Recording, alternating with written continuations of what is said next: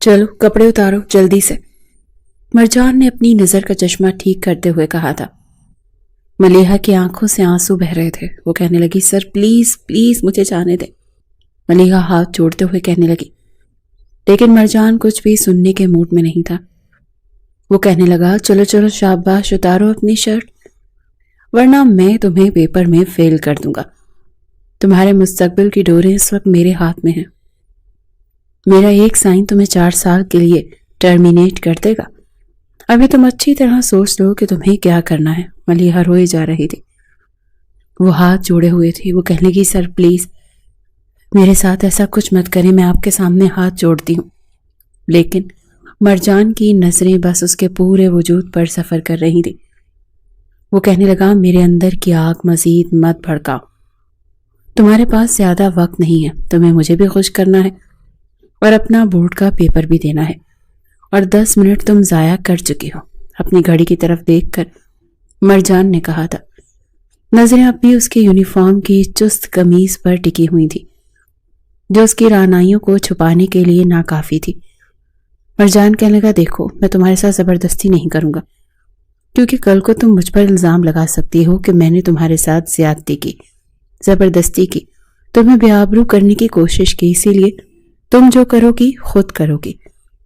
گھڑی کی سوئیاں بڑی تیزی سے چل رہی تھی اور ملیحہ کے آنسو اسی رفتار سے بہہ رہے تھے۔ وہ بار بار کبھی گھڑی کو دیکھتی تو کبھی اپنے سامنے کھڑے اس سنگ دل شخص کو، جو کہ اس کے اسکول میں اسے میتھ پڑھاتا تھا۔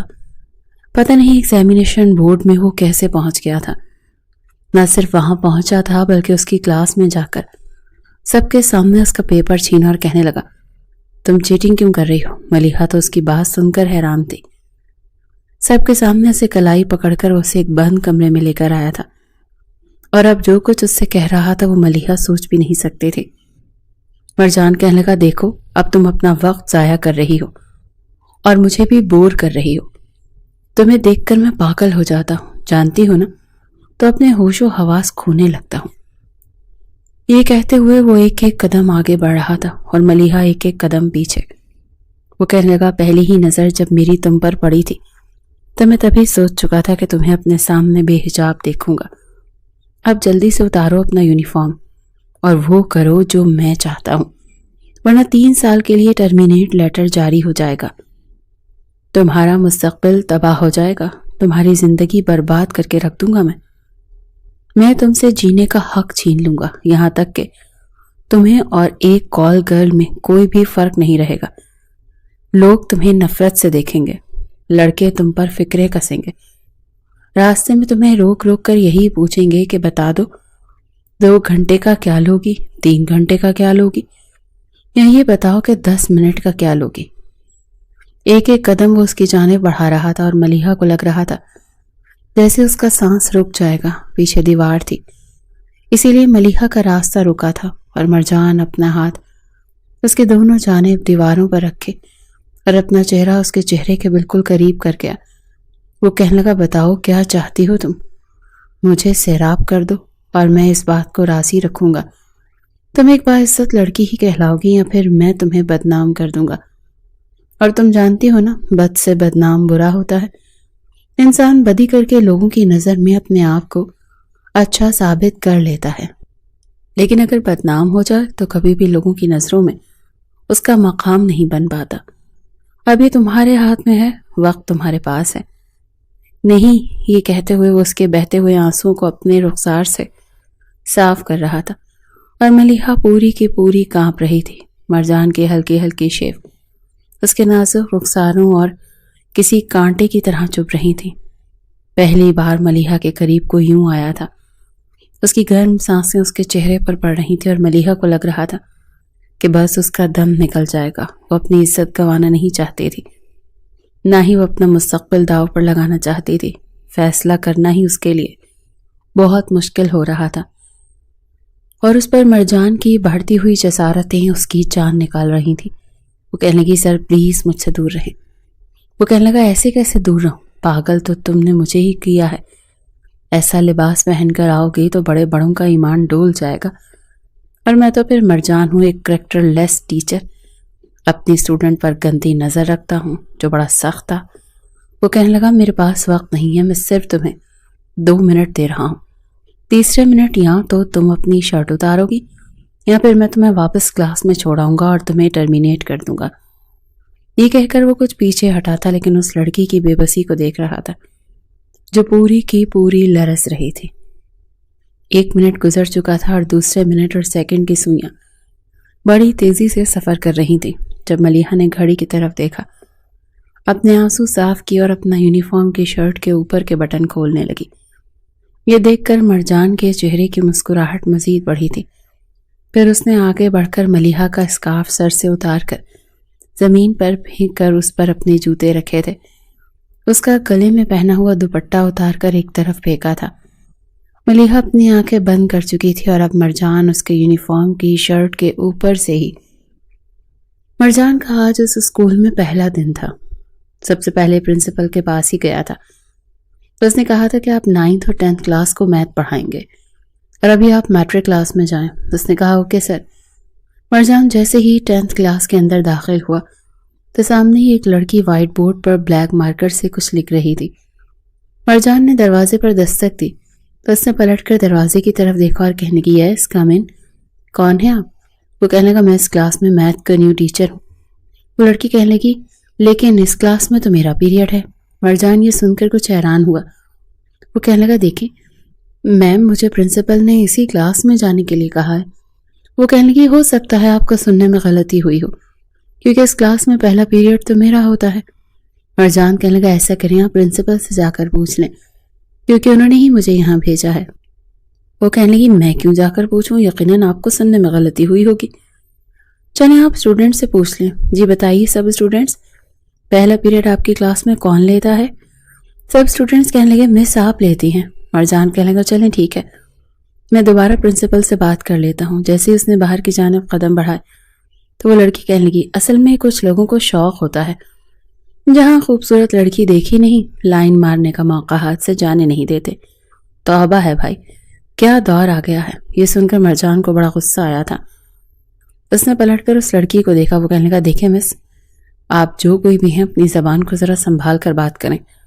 مجھے پرنسپل نے اسی کلاس میں آنے کے لیے کہا تھا۔ وہ کہنے لگی دیکھیں میں تو ابھی زبان سنبھال کر ہی بات کر رہی ہوں، لیکن آپ شاید اپنے جذبات نہیں سنبھال پا رہے۔ آپ کو نظر نہیں آ رہا کہ کلاس میں ایک ٹیچر پہلے سے موجود ہے؟ آپ کو تو آنا ہی نہیں چاہیے تھا۔ پرنسپل کی بات آپ نے کان کھول کر سنی ہی نہیں ہوگی اور اب آپ خواہ مخواہ میرے سامنے اپنے آپ کو شریف ظاہر کرنے کی کوشش کر رہے ہیں۔ مرجان کو اس لڑکی پر غصہ تو بہت آیا تھا لیکن بہرحال وہ وہاں سے چلا گیا۔ سیدھا وہ پرنسپل آفس میں پہنچ گیا تھا۔ وہ کہنے لگا سر آپ نے مجھے کس کلاس کو پڑھانے کے لیے بھیجا تھا؟ پرنسپل نے پہلے اپنا چشمہ سیدھا کیا اور پھر کہنے لگے سر میں نے آپ کو میٹرک کلاس میں بھیجا ہے۔ وہ کہنے لگے وہاں کوئی اور محترمہ پڑھا رہی ہیں اور کہتی ہیں کہ پہلا پیریڈ وہی لیتی ہیں۔ آپ کو مجھے ڈیٹیلز بتا دینی چاہیے تھی کہ میٹرک کلاس میں ابھی کون سی ٹیچر پڑھا رہی ہیں۔ پرنسپل نے بڑے غور سے مرجان کو دیکھا اور پھر کہنے لگا پہلا پیریڈ تو پچھلے 1 ہفتے سے فری ہے، کوئی بھی نہیں پڑھا رہا کیونکہ میتھ کے ٹیچر کا ہم ارینج کر رہے تھے اور ہو ہی نہیں رہا تھا۔ مرجان نے گہری سانس لی، پھر کہنے لگا آپ میرے ساتھ چلیں۔ پرنسپل بھی اٹھ کر کھڑا ہو گیا۔ دونوں ہی میٹرک کلاس میں پہنچے تو کوئی بھی ٹیچر موجود نہیں تھا۔ سبھی احترام سے کھڑے ہو گئے۔ گڈ مارننگ سر کہنے لگے۔ وہ لڑکی جو وائٹ بورڈ کے پاس کھڑی تھی اور خود کو ٹیچر بتا رہی تھی اب ایک اسٹوڈنٹ کے ساتھ بیٹھی ہوئی تھی۔ یہ دیکھ کر مرجان کے تو تلووں پر لگی اور سر پر جا کر بجھی تھی۔ وہ کہنے لگا یہاں کون ٹیچر آئی تھی؟ سب اسٹوڈنٹس کہنے لگے سر کوئی بھی نہیں۔ انہوں نے مرجان سے کہا یہاں تو کوئی بھی ٹیچر نہیں ہے۔ مرجان نے انگلی سے اشارہ ملیحہ کی طرف کیا تھا۔ وہ کہنے لگا یہ محترمہ تھیں کون ہے؟ پرنسپل نے کہا ملیحہ رضوان کھڑی ہو جائیں۔ وہ کھڑی ہو گئی تو کہنے لگے سر کیا کہہ رہے ہیں؟ وہ کہنے لگی مجھے تو نہیں پتا، میں نے تو کچھ بھی نہیں کیا۔ سر آئے اور آ کر کلاس کو دیکھ کر واپس چلے گئے۔ سر میں نے تو کچھ بھی نہیں کیا۔ پرنسپل کہنے لگے اور یہ آپ گھر کے کپڑوں میں کیوں آئی ہیں؟ کس نے الاؤ کیا ہے آپ کو؟ وہ کہنے لگی میں نے میم سے بات کر لی ہے، اسی لیے میری آنکھ دیر سے کھلی تھی اور آج ٹیسٹ تھا، اسی لیے میں وہ مس نہیں کرنا چاہتی تھی، اسی لیے فٹافٹ گھر کے کپڑوں میں آ گئی اور میم نے کہا کہ چلو کوئی بات نہیں، آئندہ خیال رکھنا۔ میری میم زاہدہ سے بات ہو چکی ہے، آپ پوچھ لیں۔ یوں بات کر رہی تھی کہ اس سے زیادہ معصوم کوئی ہے ہی نہیں۔ प्रिंसिपल ने कहा अच्छा बैठो। फिर कहने लगे सर ये है आपकी क्लास और पहला पीरियड आप यहाँ लेंगे। ये कहकर प्रिंसिपल जा चुके थे और अपनी आंखें पटपटाते हुए मलिहा ने अपनी हंसी रोक ली थी। बाकी की क्लास के बच्चे भी दबी दबी हंसी हंस रहे थे। मरजान बड़े गुस्से से मलिहा को देख रहा था। वो कहने लगे हे यू स्टैंड अप। मलिहा फौरन से खड़ी हो गई। वो कहने लगी यस सर। तो वो कहने लगा ये सब क्या था? वो कहने लगी कुछ भी नहीं, बस थोड़ा सा मजाक किया था आपके साथ। आप तो सीरियस ही हो गए। सब बच्चे हंसने लगे। बात इतनी बड़ी नहीं थी कि मरजान उसे पनिश करता। वो कहने लगा आइंदा ऐसे मजाक सोच समझ कर करना, क्योंकि मैं बहुत ही स्ट्रिक्ट किस्म का टीचर हूँ। चलो बैठ जाओ। ये कहकर मरजान ने मैथ की सम करवाने शुरू कर दिए। काफ़ी इजी मेथड से बच्चों को समझा रहा था। उसकी पहली क्लास थी, इसीलिए चाहता था कि जितनी अच्छी परफॉर्मेंस वो दे सकता है वो दे। बड़ी मुश्किल से इस स्कूल में उसे जॉब मिल रही थी। इस वक्त उसे जॉब की अशद ज़रूरत थी और यहाँ पर सैलरी भी अच्छी खासी मिल रही थी। क्लास ख़त्म होने के बाद वो 9th क्लास में चला गया और उसके बाद छोटी दूसरी क्लासेस में। पूरा दिन यूं ही गुजर गया था। ये स्कूल शहर के नामवर स्कूल्स में से एक था और यहाँ पर पढ़ने वाले बच्चे भी ज़्यादातर अमीर घरानों के थे। इसीलिए यहाँ टीचर भी काफ़ी तालीम याफ्ता और वेल मैनर्स रखे गए थे। स्टूडेंट को टीचर के बारे में अपनी राय देने का पूरा हक दिया जाता था। अब ये अलग बात थी कि वो इस हक का इस्तेमाल ठीक करें या गलत, लेकिन स्टूडेंट की बात को अहमियत दी जाती थी। बहरहाल मरजान जब वापस घर पहुंचा तो उसकी वालदा खाना तैयार कर चुकी थी। जैसे खाना उसके सामने रखा वो कहने लगा अम्मा आपने क्यों जहमत की, रोटी मैं खुद पका लेता। आपकी तबीयत ठीक नहीं रहती। वो कहने की बेटा कोई बात नहीं, तुम थके हारे आए हो और अभी खाना खाते ही ट्यूशन पढ़ाने चले जाओगे। पूरा दिन तुम्हें लग जाता है, रात को 11 बजे वापस आते हो और इस कर भी अपना खाना खुद बनाते हो। मैं तो बड़ी शर्मिंदगी होती है, बस तुम्हारा काम कुछ मुस्तकिल लग जाए तो फिर मैं रुकैया से बात करूं। मरजान कहने लगा अम्मा अभी छोड़े इन बातों को, आपने खाना खाया कि नहीं? वो कहने लगी नहीं, मैंने अभी नहीं खाया, सांस अभी भी फूल रहा था। मरजान की वालदा फरजाना बेगम दमे की मरीज़ा थी। ज़रा सा चलती तो सांस फूलने लगता था और जैसे ही रोटी बनाती या खाना पकाती तो खांसी का दौरा सा पड़ने लगता था। हालांकि बच्चा डॉक्टर को दिखा रहा था, मेडिसिन भी दे रहा था, लेकिन अफाका इतना ख़ास नहीं हो रहा था। दूसरी तरफ फरजाना बेगम को ये फिक्र थी कि अपनी ही ज़िंदगी में मरजान और अलीज़ा के फ़र्ज से सुबकदोश हो जाएं। अलीज़ा मरजान की छोटी बहन थी और कॉलेज में पढ़ती थी। वो बीए के आखिरी साल में थी। मरजान घर आके बस खाना ही खाता था और चला जाता था। फिर रात 11 बजे तक होम ट्यूशन पढ़ाता, तभी जाकर घर का खर्चा चलता था। काफ़ी महीनों से वो बेरोज़गार था और अब उसकी एक अच्छे स्कूल में जॉब लगी थी। प्रिंसिपल उसकी कारकर्दगी से काफ़ी खुश नज़र आया था। वो काफ़ी संजीदा मिजाज किस्म का लड़का था। आज भी वो क्लास ले रहा था जब उसे ये महसूस हुआ जैसे कोई धीमे धीमे लहजे में बातें करने में मसरूफ़ है। उसने एक नज़र पूरी क्लास पर डाली। सब वाइट बोर्ड की तरफ मुतवज्जह थे। किसी को भी देखकर ये नहीं लग रहा था कि वो बातें कर रहा है। मरजान ने दोबारा से पलटकर वाइट बोर्ड पर समझाना शुरू कर दिया। एकदम से चिप्स खाने की आवाज़ आई। उसने पलटकर देखा तो तभी मलिहा ने अपना मुंह जोर से बंद किया था। लग रहा था जैसे उसके मुंह में कुछ है। मरजान चलता हुआ उसके पास आ गया। वो कहने लगा ही यू स्टैंड अप। वो खड़ी हो गई तो कहने लगा मुंह खोलो। अब तो मलिहा की जैसे जान निकली थी। वो कब से अपनी बराबर वाली क्लास वालों निशा से बातों में मसरूफ़ थी और साथ साथ चिप्स भी खा रही थी। मरजान की क्लास में बेहद खामोशी होती थी। ज़रा सी आहट भी साफ सुनाई देती थी। उसने कहा कुछ कहा है मैंने तुमसे? तुम क्या क्लास को अपना घर समझ रखा है? किसकी इजाज़त से तुम खा रही हो? वो कहने लगी सर वो सुबह नाश्ता नहीं किया था, वही मासूमियत भरा लहजा। लेकिन मरजान उसके लहजे और मासूमियत को अच्छी तरह से समझता था। वो कहने लगा शट अप, तुम नाश्ता करके आई हो या नहीं आई ये मेरी जिम्मेदारी नहीं है। आइंदा मेरी क्लास में अगर तुम कुछ खाती हुई नजर आई तो मैं तुम्हें क्लास से बाहर निकाल दूंगा। सारी क्लास के सामने मलिहा को मरजान ने बहुत बुरे तरीके से डांटा था। सारी क्लास के सामने मलिहा को अपनी बेइज्जती सी महसूस हुई थी, लेकिन ये बेइज्जती उस पर ज़्यादा देर असरअंदाज नहीं रहती थी। वो एक गैर संजीदा किस्म की लड़की थी। क्लास ख़त्म होने के बाद निशा ने उससे कहा देखो ये दूसरे टीचर्स की तरह नहीं है जो तुम्हारी गैर संजीदा आदत को नज़रअंदाज करें। मैं तुम्हें पहले ही कह रही हूँ कि मत खाओ। वो कहने लगी मैं तो खाऊंगी और इनके पीरियड में ही खाऊंगी और देख लेना ये मुझे कुछ भी नहीं कहेंगे। निशा कहने लगी ये थप्पड़ तुम्हारे मुंह पर पड़ जाएगा सर के हाथ से। वो कहने लगी अच्छा, तुमने मुझे शायद बहुत इजी ले रखा है, अभी मलीहा ने अपना जलवा दिखाया ही कहाँ है। ये कहते हुए उसने अपने माथे पर आने वाले बालों को फूंक मारकर पीछे किया था। मलीहा का यही काम था, अपने सब टीचर से चिकनी चिपटी बातें करती थी, अपनी मासूमियत का ड्रामा रचाती थी और सबके दिल में अपनी जगह बना लेती थी। इसीलिए उसकी छोटी मोटी शरारतों को कोई भी तवज्जो नहीं देता था और टीचर्स के छोटे मोटे काम भी कर देती थी। एक बार जैसे ही छुट्टी हुई, मरजान अपनी बाइक स्टार्ट करके मेन रोड पर आया ही था जब पीछे से गाड़ी ने टक्कर मारी थी। जैसे उसने पलटकर देखा तो वो गाड़ी मलीहा की थी।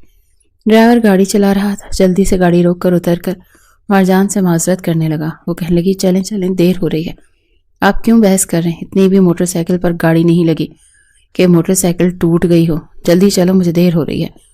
मलीहा का इस तरह का लहजा और बात सुनकर मरजान को गुस्सा आया था। वो समझ गया था कि ये एक अमीर और घमंडी किस्म की लड़की है, बाप के पैसों को बर्बाद करने के लिए स्कूल आती है, क्योंकि कैंटीन में तो वो जाकर जो खाती पीती थी, लेकिन क्लासरूम में भी बास नहीं आती थी। अक्सर कभी च्युइंगम चबा रही होती तो कभी बिस्किट खा रही होती थी और कभी चिप्स खाती रहती। एक बार मरजान ने तमाम स्टूडेंट से कहा कि अपनी कॉपियां मुझे स्टाफ रूम में पकड़ा दो, मैं चेक कर लूँगा। एक दफ़ा वो उस वक्त अकेला स्टाफ रूम में था, कोई और टीचर मौजूद नहीं था, सभी अपनी क्लास लेने लगे हुए थे। जब सारी कॉपियां इकट्ठी करके मलीहा स्टाफ रूम में आई, उसने सारी की सारी कॉपियां मरजान के सामने रख दी। मरजान कहने लगा आप अपनी क्लास के किसी लड़के से कह देती। वो कहने लगी क्यों, आप मुझे कमज़ोर समझते हैं? मैं सारी कॉपियां उठा सकती हूँ, बहुत ताकत है मुझ में। मरजान ने गहरी सांस ली और कहा कि चलें अच्छा ठीक है, आप जाएं अब। वो कहने लगी सर वो मिस राबिया नहीं आई, हमारा नेक्स्ट पीरियड फ्री है। मरजान कहने लगा तो मैं क्या करूँ? वो कहने लगी मुझे मैथ के कुछ सम नहीं आते, आप समझा देंगे? वही मीठा और मासूमियत से भरा हुआ लहजा था। वो कहने लगा ठीक है बैठ जाओ, बताओ क्या समझ में नहीं आया। मरजान के पास एक रफ रजिस्टर मौजूद था और उसने वही खोल लिया। मलीहा ने उसे 2-3 सवाल बताए, वो उसे समझा रहा था, लेकिन वो मरजान की शक्ल देखे जा रही थी और मरजान को महसूस हुआ कि जैसे वो लड़की रजिस्टर के बजाय उसके चेहरे पर तवज्जो दे रही है। उसने बड़े गुस्से से मलीहा को देखा तो वो वाकई ही उसे ही देख रही थी। सामने रखे टेबल पर कोहनी टिकाए हथेली पर अपना चेहरा रखे वो बड़ी तवज्जो से मरजान की जानिब देख रही थी। वो कहने लगा आप यहाँ पर पढ़ने आई हैं या मेरी शक्ल देखने आई हैं? मेरी शक्ल देखकर तो आपको सवाल करना नहीं आएगा। वो कहने लगी कि सर आपको शायद बुरा लग गया, मैं वाकई सवाल समझ रही थी। वो कहने लगा ठीक है, मुझे ये सॉल्व करके दिखाएं। मरजान ने रजिस्टर उसके सामने रखा। उसने 5 मिनट के अंदर अंदर सारा सवाल करके दिखा दिया। मरजान हैरान था कि वो लड़की तवज्जो से समझ नहीं रही थी, तो फिर उसने सवाल कैसे सॉल्व किया? उसने अंदाज़ा लगाया ये लड़की इतनी कम अकल नहीं है, अगर मेहनत से पढ़े तो अच्छा पढ़ सकती है। मलीहा कहने लगी सर मुझे सब आता है। वो कहने लगा अगर सब आता है तो मुझे क्यों समझाने के लिए कहा? वो कहने लगी वो तो मेरा कोई और मकसद था सर, आप मुझे बहुत अच्छे लगते हैं, आपके साथ वक्त गुजारना मुझे बहुत अच्छा लगता है। ये बात सुनकर मरजान ने उसे घूर कर देखा। वो कहने लगा उठो यहाँ से और अपनी क्लास में जाओ, बदतमीज लड़की। मरजान को इसकी बात सुनकर गुस्सा आया था। वो सोच भी नहीं सकता था कि ये लड़की इतनी बदतमीज हो सकती है, उसे शर्म नहीं आती थी। अब अक्सर ये होने लगा, मरजान जब भी क्लास में आता मलीहा कोई ना कोई ऐसी बात कर देती कि उसे गुस्सा आने लगता। एक बार तो जब वो क्लास में दाखिल हुआ तो सामने बोर्ड पर मरजान का स्टैचू बनाया हुआ था और चश्मा काफ़ी मोटा बना रखा था। जबकि मरजान ने यह देखा तो पीछे से सब बच्चे हंसने लगे। वो कहने लगा ये किसकी हरकत है, लेकिन कोई भी बताने को तैयार नहीं था। वो कहने लगा मैंने पूछा कि ये किसकी हरकत है, लेकिन फिर भी किसी ने जवाब नहीं दिया। सब कहने लगे हमें नहीं पता, जब हम क्लास में आए तो ये बना हुआ था। मरजान जानता था ये सब मलीहा ने किया है। उसने कहा खड़ी हो मलीहा और क्लास से बाहर निकल जाओ। वो कहने लगी क्यों सर, मैंने क्या किया है? वो कहने लगा ये तुम्हारी ही हरकत है, तुम्हारे अलावा ऐसी गिरी हुई हरकत और कोई भी नहीं कर सकता। तुम्हारी नज़र में उस्ताद की कोई इज्जत और अहमियत नहीं है। वो कहने लगी सर आपने क्या मुझे करते हुए देखा है? जब आपने देखा नहीं है तो आप मुझ पर कैसे इल्ज़ाम लगा सकते हैं? वो कहने लगा मैं सब जानता हूँ तुम जैसी लड़कियों को, मैं तुम्हारी हरकतों को कब से बर्दाश्त कर रहा हूँ, इग्नोर कर रहा हूँ। तुम क्लास से दफ़ा हो जाओ, वरना मैं ये भी लिहाज नहीं करूँगा कि तुम एक लड़की हो, मैं तुम्हें बहुत मारूंगा। मरजान का गुस्से से बुरा हाल था। वो कहने लगी सर पहले आप ये साबित करें कि मैंने ये सब किया है। इस बार वो भी काफ़ी संजीदा थी। मरजान ने कहा तुम बाहर जा रही हो? या फिर उसने अपना हाथ उठाया हवा में रोका था। جی تو چاہا اس کے منہ پر دے مارے. وہ غصے سے اسے دیکھتی ہوئی کلاس سے باہر چلی گئی. لیکن کچھ دیر بعد پرنسپل کے ساتھ واپس آئی. پرنسپل کہنے لگی آپ نے اس لڑکی کو باہر کیوں نکالا؟ مرجان کہنے لگا یہ دیکھیں اس لڑکی کی حرکت اور ڈھٹائی کی یہ حد ہے کہ اس نے میرا اسٹیچو وائٹ بورڈ پر بنایا ہے. پرنسپل کہنے لگے تمہارے پاس اس کا کیا کوئی ثبوت ہے کہ اسی نے بنایا ہے؟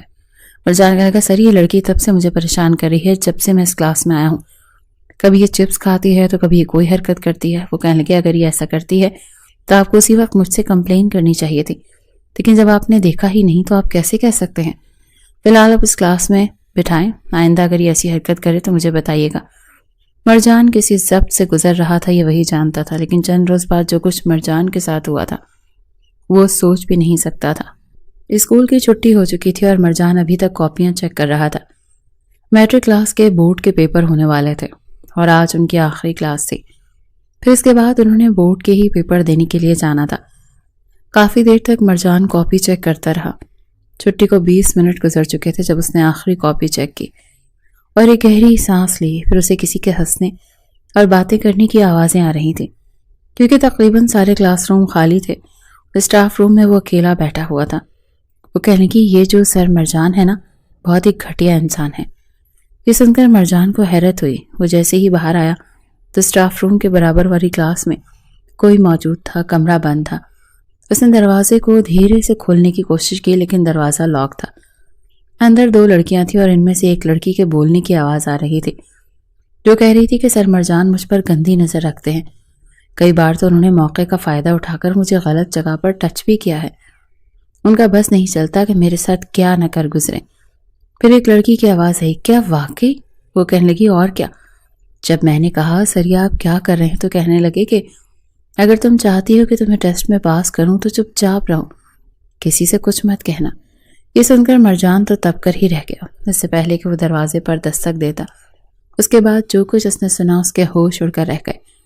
اور اس کے بعد اس نے زور سے کمرے کا دروازہ کھٹکھٹایا تو ایک لڑکے نے کہا کہ ملیحہ کھڑکی سے باہر کود کر بھاگ جاؤ، ہمیں لگتا ہے کسی نے دیکھ لیا ہے، جلدی سے باہر نکلو. یہ سن کر مرجان کے ہوش اڑے تھے. وہ اسکول کی بیرونی جانب گیا اس کھڑکی کے پاس جو کہ اس کلاس سے باہر کھلتی تھی جہاں سے اسے یہ سب آوازیں آ رہی تھی. لیکن کھڑکی پر جوتوں کے نشان تھے. وہ تینوں اسٹوڈنٹ جا چکے تھے. وہ یہ تو نہیں جانتا تھا کہ وہ لڑکے کون تھے جو ملیحہ کے ساتھ کمرے میں تھے.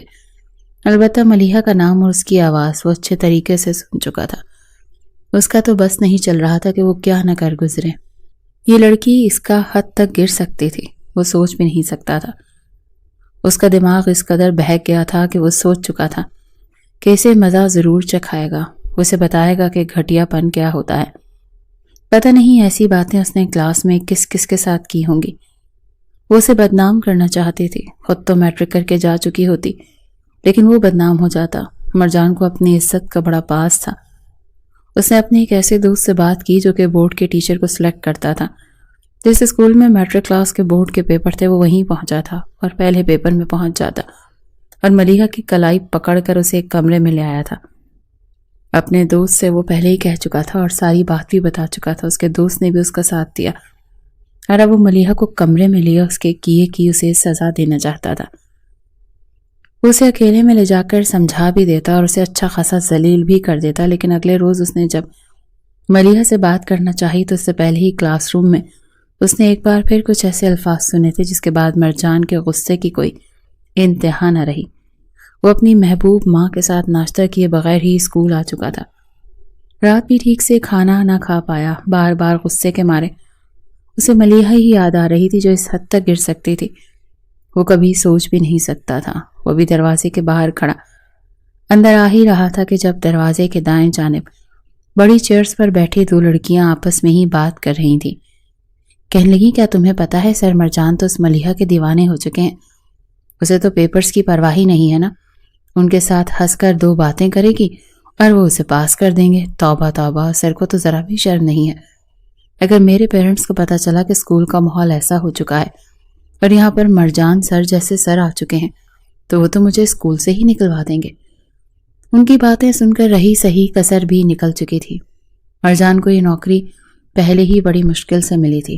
اب تک وہ ایک مناسب نوکری کی تلاش میں ہی ادھر سے ادھر بھٹکتا رہا تھا اور اب جب وہ عزت کی روٹی کمانا چاہتا تھا سر پر ماں اور بہن کی ذمہ داریاں الگ سوار تھی، تو ایسے میں اس لڑکی نے مرجان کو بدنام کرنا شروع کر دیا تھا۔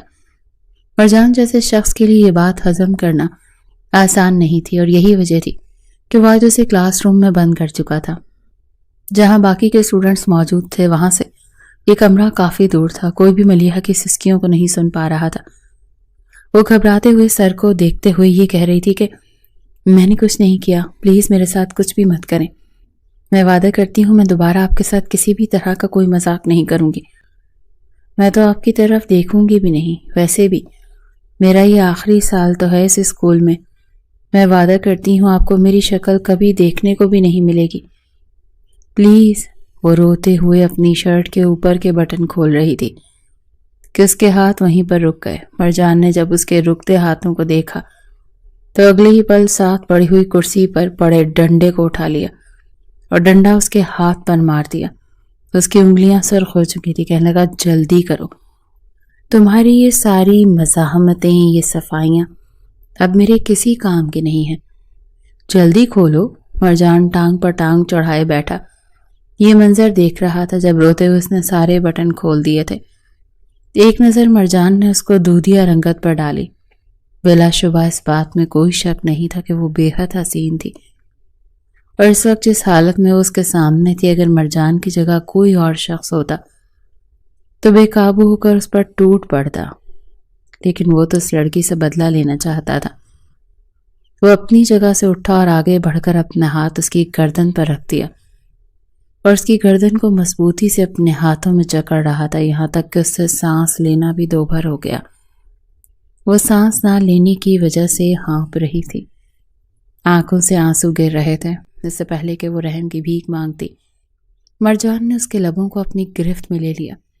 وہ دوہری اذیت سے دوچار ہو رہی تھی جب ایک ہی جھٹکے سے مرجان نے اس کی شرٹ کو کھینچ کر الگ کیا تھا۔ اس کے لبوں پر کفل لگا چکا تھا، چاہ کر بھی وہ کچھ بول نہیں پا رہی تھی جب مرجان نے اپنی شدتیں اس پر لٹانی شروع کر دی۔ ایک پل کو وہ یہ بھی بھول چکا تھا کہ وہ بدلہ لینے کے لیے اس لڑکی کے قریب آیا ہے۔ اس پر جنون سوار ہو چکا تھا، ہر ایک چیز کو بھولے وہ اس کے ساتھ حدود تجاوز کرتا چلا گیا۔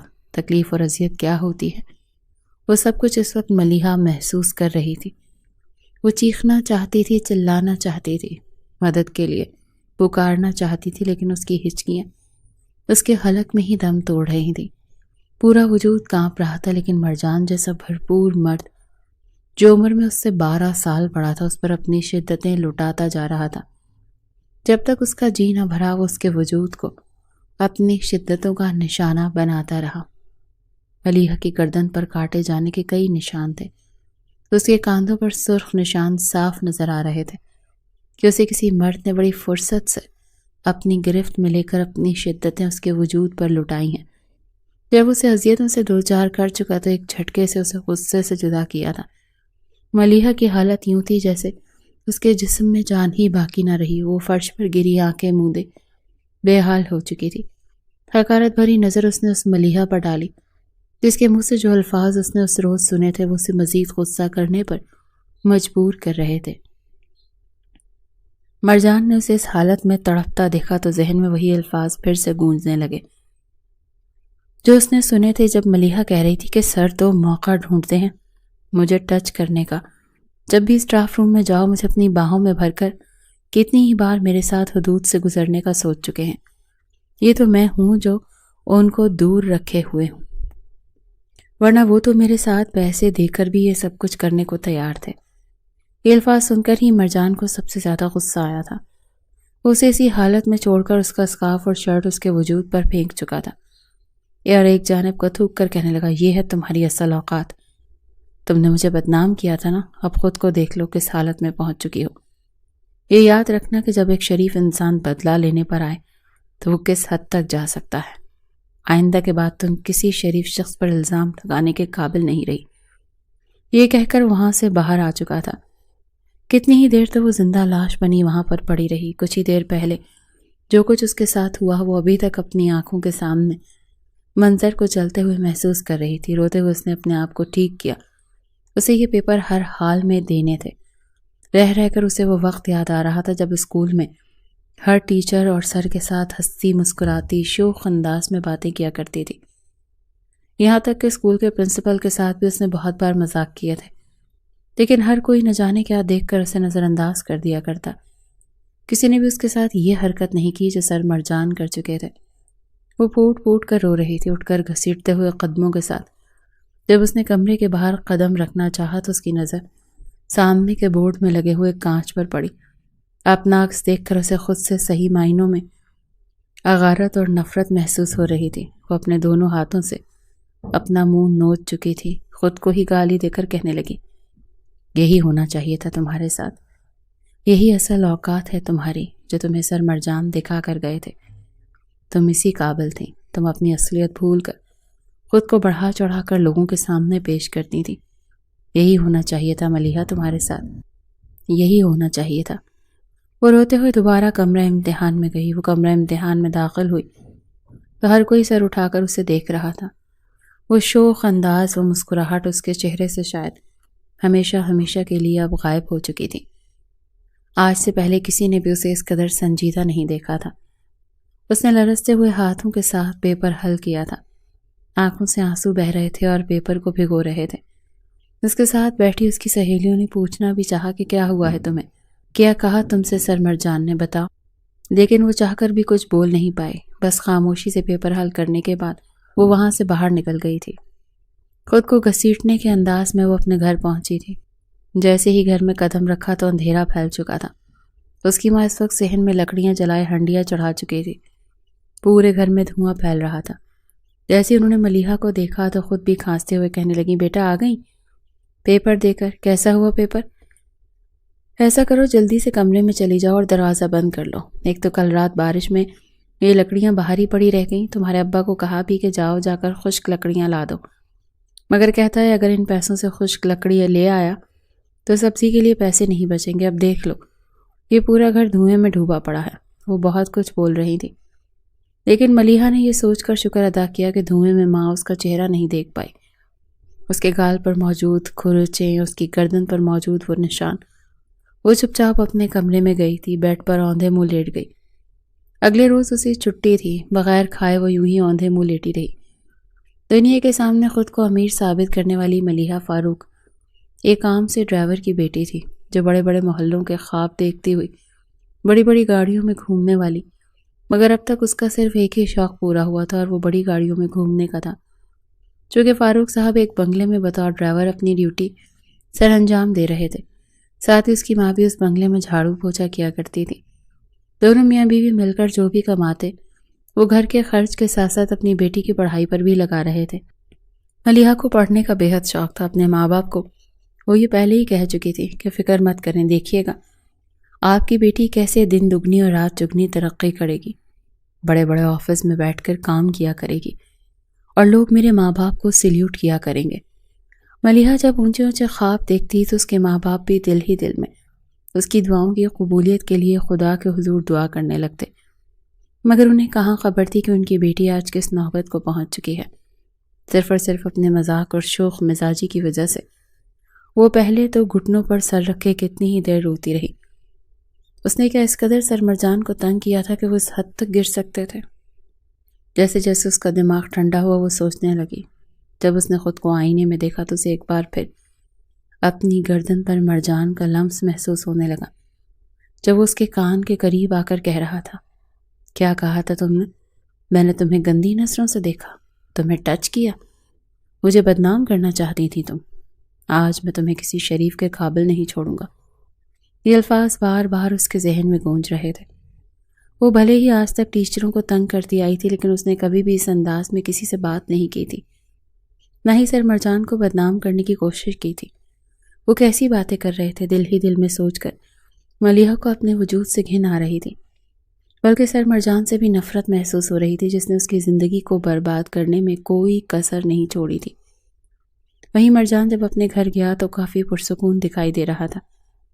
جلدی فارغ ہو کر اپنی ماں اور بہن کے ساتھ آج وہ مدتوں بعد رات کا کھانا مل کر کھا رہا تھا۔ سامنے اس کی بہن بیٹھی مسکرا کر اپنی پڑھائی کے بارے میں بتا رہی تھی، اور وہ اسے مسکراتا دیکھ کر نہ جانے کیوں مرجان ایک ٹھنڈی سانس خارج کر گیا۔ بے ساختہ اس کے ذہن میں ملیحہ کی تصویر بن گئی. کیا وہ بھی اس وقت یوں ہی اپنی فیملی کے ساتھ بیٹھ کر ہنس رہی ہوگی؟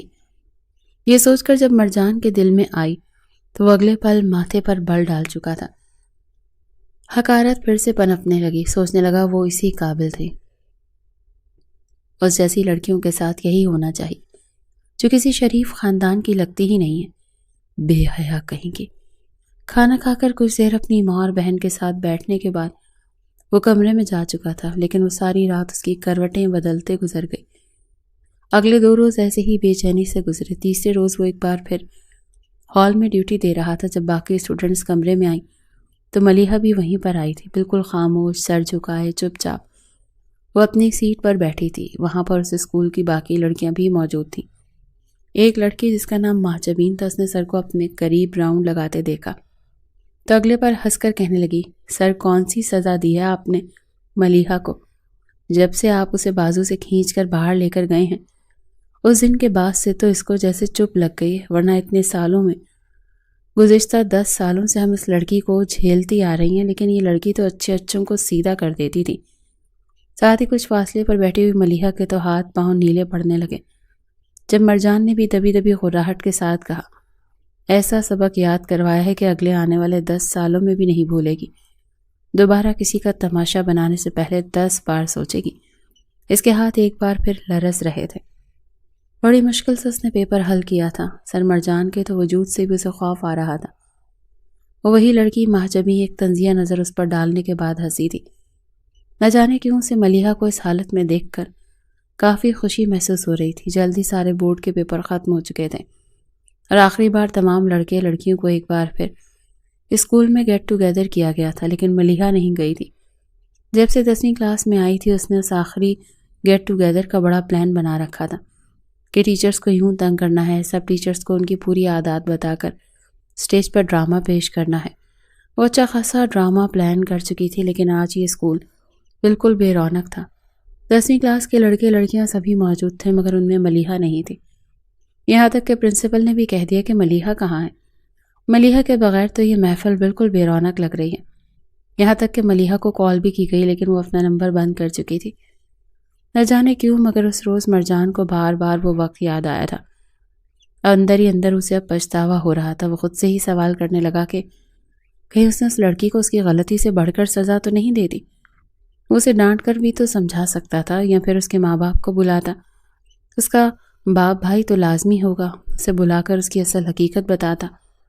دل و دماغ کی جنگ میں وہ پوری طرح سے ڈسٹرب ہو کر رہ چکا تھا.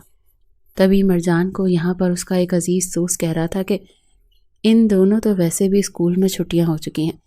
اگر تم چاہو تو سیٹھ صاحب اپنے بچوں کو پڑھانے کے لیے ایک ٹیوٹر کو ڈھونڈ رہے ہیں، تنخواہ بھی اچھی دیں گے. جیسے ہی مرجان نے یہ سنا تو سب کچھ بھول بھال کر کہنے لگا، ہاں ہاں کیوں نہیں، میری وہاں بات چلا دو. ویسے بھی ان دنوں مجھے پیسوں کی اشد ضرورت ہے، جانتے تو ہو ہمارے گھر کے حالات، اماں کی دوائیاں دن بدن مہنگی ہوتی جا رہی ہیں، آئے روز کوئی نہ کوئی ٹیسٹ ہوتا رہتا ہے. پھر بہن کی ذمہ داری بھی میرے سر پر ہے. سوچ رہا ہوں کہ خود سے پہلے اپنی بہن کے فرض سے سبکدوش ہو جاؤں. اگلے روز ہی وہ اپنے دوست کے ساتھ سیٹھ صاحب کے گھر پہنچ چکا تھا. گھر نہیں تھا بلکہ محل تھا. محل. ایک نظر جب اس نے اس گھر پر ڈالی تو جیسے ستائشی نظروں سے اس بنگلے نما گھر کو دیکھتا ہی رہ گیا اور ایک ٹھنڈی سانس خارج کر کے رہ گیا. بے شک میرا اللہ کسی کو رزق دے کر آزماتا ہے تو کسی کو اس سے محروم کر کے پل پل خواہشوں سے ترستا ہوا. بے شک وہ ذات تو بہترین عطا کرنے والی ہے. نہ جانے کیوں مگر اسے اندر ہی اندر کچھ ایسی شرمندگی سی محسوس ہو رہی تھی کہ خدا کا نام لیتے ہوئے بھی اسے خوف آ رہا تھا. فجر کی نماز پڑھنے والا مرجان کے روز سے مصلے پر کھڑا نہیں ہو پایا تھا. اسے خوف آتا تھا. بلا شبہ اس نے ایک لڑکی کے ساتھ غصے اور انتقام کی آڑ میں بہت کچھ غلط کر دیا تھا. وہ اسی سوچ میں گم سیٹھ صاحب کے سامنے حاضر ہوا جو انتہائی خوش اخلاق شخص تھے. انہوں نے اپنے بچوں سے ملوایا جو کہ 9 کلاس کے اسٹوڈنٹ تھے. تنخواہ بھی وہ اسکول کے مقابلے میں صرف 2 گھنٹے انہیں پڑھانے پر اچھی خاصی دے رہے تھے. یوں سیٹھ صاحب نے مرجان سے کہا، آپ کو ٹرانسپورٹ کی فکر کرنی نہیں چاہیے. میرا ڈرائیور روز آپ کو آپ کے گھر سے لے آیا کرے گا اور آپ کو چھوڑ بھی آئے گا. مرجان خوش ہو چکا تھا. کچھ دیر وہاں پر بیٹھنے کے بعد اس نے بچوں کو پڑھایا اور پھر ڈرائیور کے ساتھ گھر کی طرف چل دیا. ایک روز جب مرجان ڈرائیور کے ساتھ گاڑی میں آ رہا تھا تبھی ڈرائیور کے فون پر کال آنے لگی۔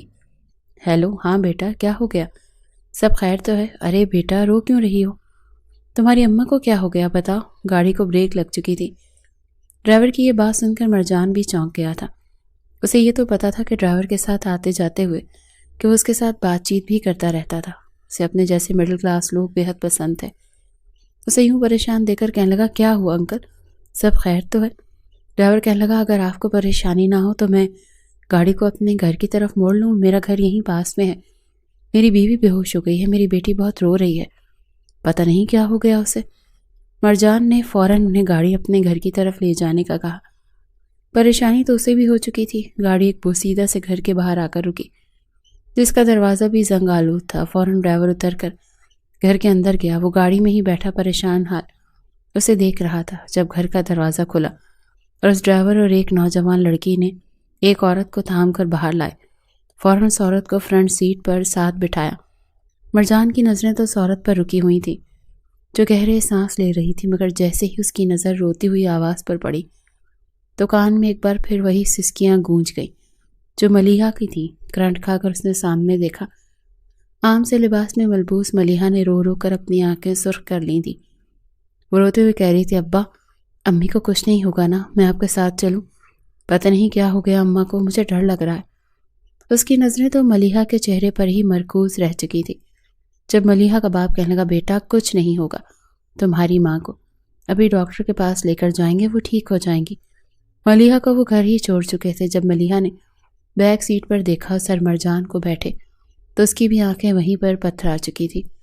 اس نے کبھی سوچا بھی نہیں تھا کہ سر مرجان کو کبھی وہ اپنے سامنے دیکھ سکے گی، وہ بھی اپنے ہی باپ کے ساتھ۔ اس کے چہرے کی ہوائیاں اڑ چکی تھی جو مرجان سے بھی ڈھکی چپی نہ رہ سکی۔ گاڑی فوراً گلیوں سے نکل کر اسپتال کی طرف روانہ ہو چکی تھی۔ جب اس نے فاروق صاحب کو دیکھا اور کہا کہ آپ ہاسپٹل ہی چلیے، میں آپ کے ساتھ جاؤں گا، میرا وہاں پر ہاسپٹل میں جاننے والا ایک دوست ہے، آپ کی بیوی کا چیک اپ جلدی ہو جائے گا۔ وہ جلدی اسپتال پہنچ چکے تھے۔ اثر و رسوخ استعمال کرتے ہوئے علاج بھی جلدی شروع کر دیا گیا تھا۔ گرمی کی وجہ سے سانس کی جکڑن تھی جو بے ہوشی کا باعث بنی تھی۔ کمزوری کی وجہ سے وہ بے ہوش ہو چکی تھی۔ فاروق نے اور مرجان کا شکریہ ادا کیا تو وہ اگلے پل ان کا ہاتھ پکڑ گیا، پھر تھکے ہوئے الفاظ میں کہنے لگا، آپ کے بچے کتنے ہیں؟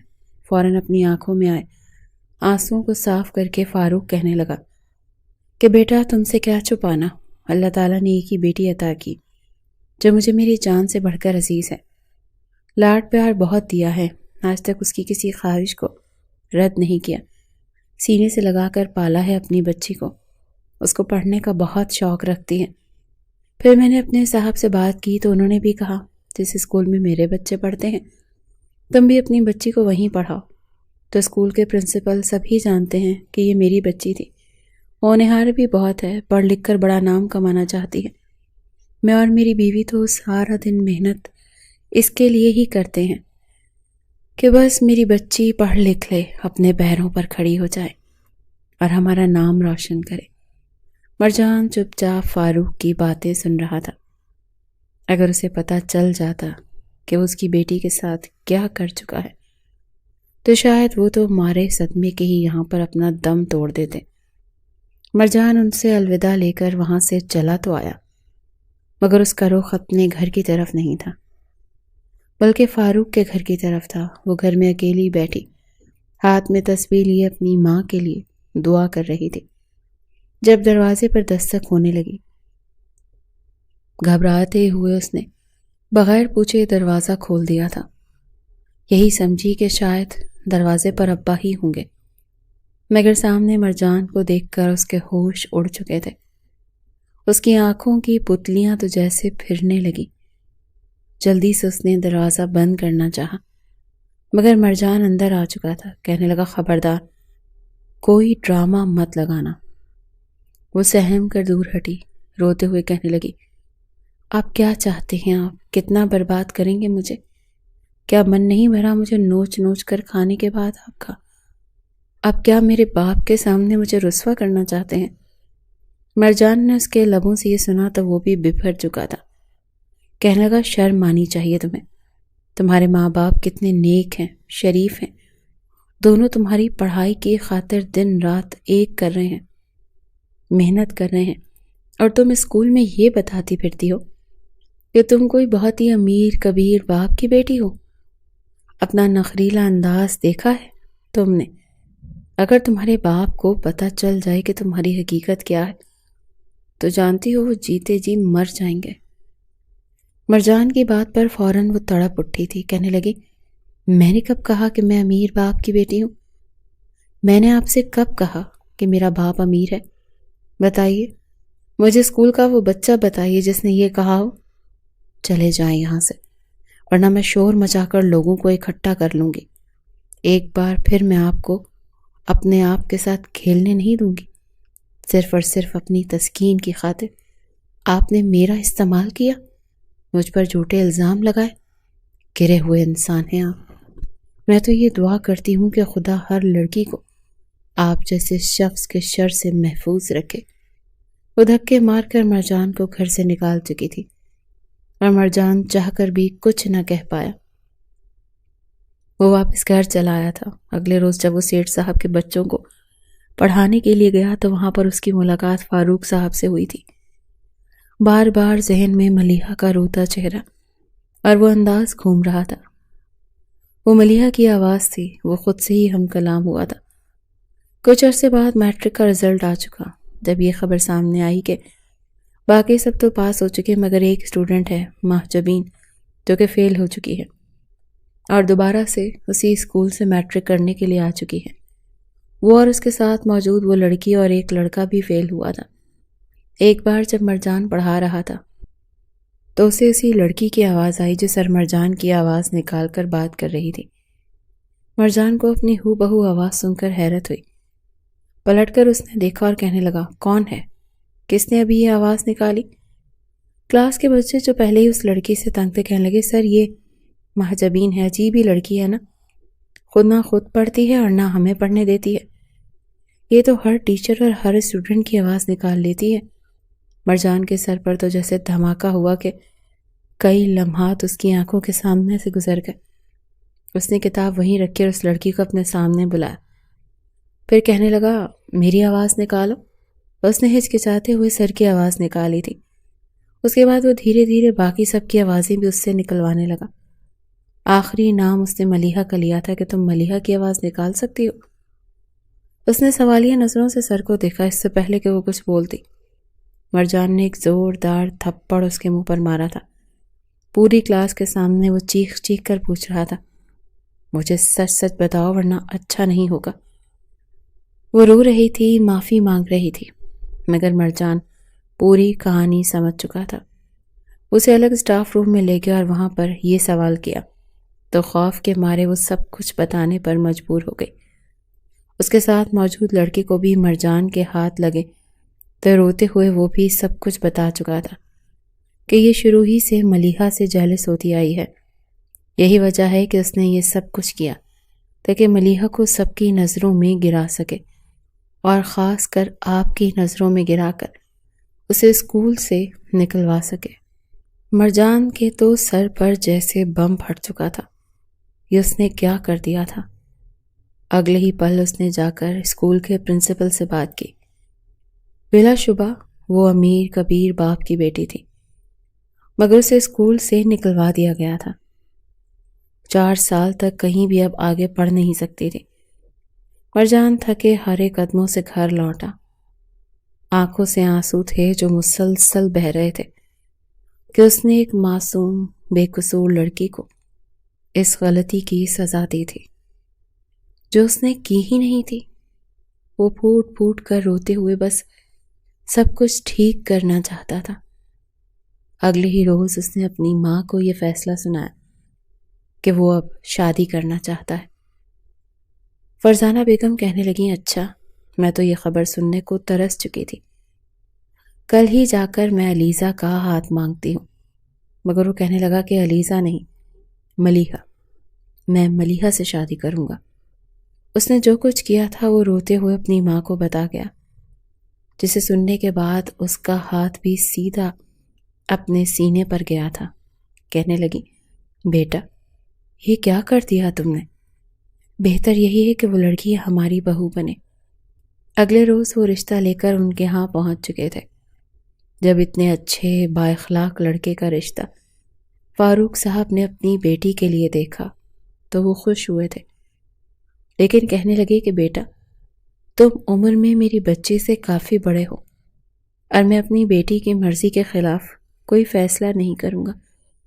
جب ملیحہ کو پتہ چلا کہ مرجان سر کا رشتہ ہے تو وہ انکار کر چکی تھی۔ کہنے لگی کہ نہیں، میں کبھی بھی اس سے شادی نہیں کروں گی۔ وہ کسی بھی طور مرجان سے ملنا نہیں چاہتی تھی۔ یہ مرجان کی ماں تھی جس نے اکیلے کمرے میں لے جا کر اس سے بات کرتے ہوئے اسے سمجھایا تھا، مرجان کا پیغام دیا تھا، جسے سننے کے بعد وہ پہلے سے بھی زیادہ ٹوٹ کر بکھر چکی تھی۔ وہ اپنا چہرہ ہاتھوں میں چھپا کر رونے لگی۔ کہنے لگی، مجھے تو لگا تھا شاید میرا ان سے یہ مذاق کرنا انہیں مجھ سے بدلہ لینے پر مجبور کر گیا، لیکن اب جب یہ حقیقت سامنے آئی تو میں مر کر بھی ان سے شادی نہیں کروں گی۔ یہ کہتے ہوئے وہ اپنا رخ موڑ چکی تھی۔ مرجان کی ماں کمرے سے باہر نکل آئی۔ فاروق صاحب کا اور بیوی کا یہی دل تھا کہ وہ مرجان کو اپنا داماد بنائے۔ اصل غصہ تو اسے محجبین پر آ رہا تھا جس کی وجہ سے یہ سب کچھ ہوا تھا۔ اگلے ہی روز وہ اپنے گھر سے باہر نکلی تھی، ہاتھ میں ایک چیز چھپائے۔ وہ محجبین کے گھر کے باہر آ کر کھڑی ہو گئی۔ اس وقت اس کے ساتھ کوئی بھی نہیں تھا۔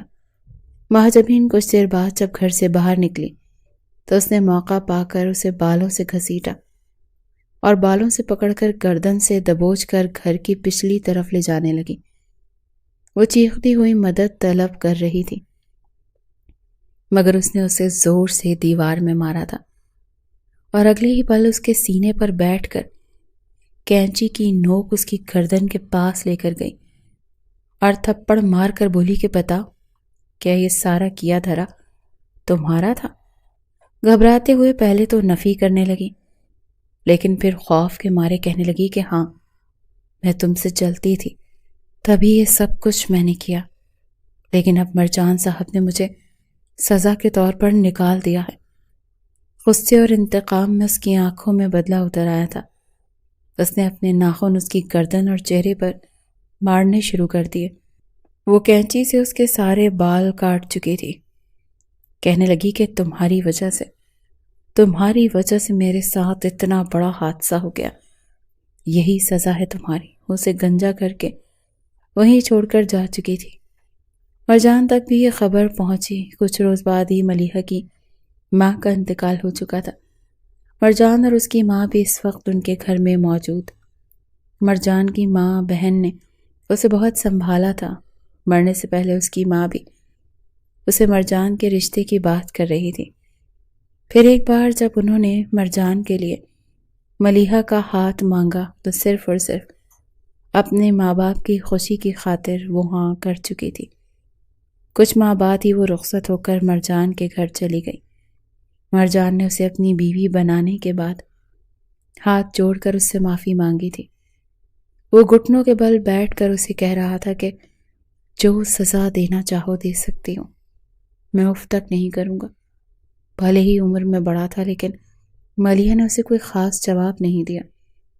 وہ اس کی بیوی ہونے کے ناطے اس گھر کی ذمہ داریاں بھی سنبھال رہی تھی۔ مرجان نے اس کا ایڈمیشن بھی کالج میں کروا دیا تھا۔ وقت کے ساتھ ساتھ زخم بھرنے لگے۔ سب کچھ غلط فہمی کی بنیاد پر ہوا۔ سنی سنائی بات پر عمل کر کے اس نے اگر ملیحہ کی زندگی برباد کی تھی تو وہ آج اسے اپنا بھی چکا تھا۔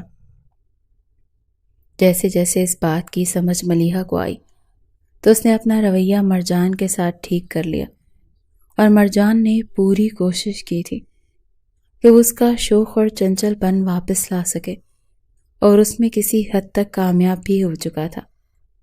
وہ ہنستی کھلکھلاتی شرارتیں کرتی ملیحہ دوبارہ سے اسے واپس مل چکی تھی۔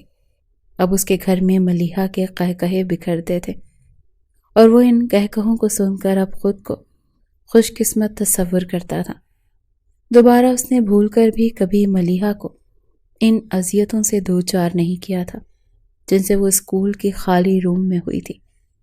آج بھی جب وہ ملیحہ کے قریب آتا تو ملیحہ کا پورا وجود اس کی محبت سے سرشار ہو جایا کرتا تھا۔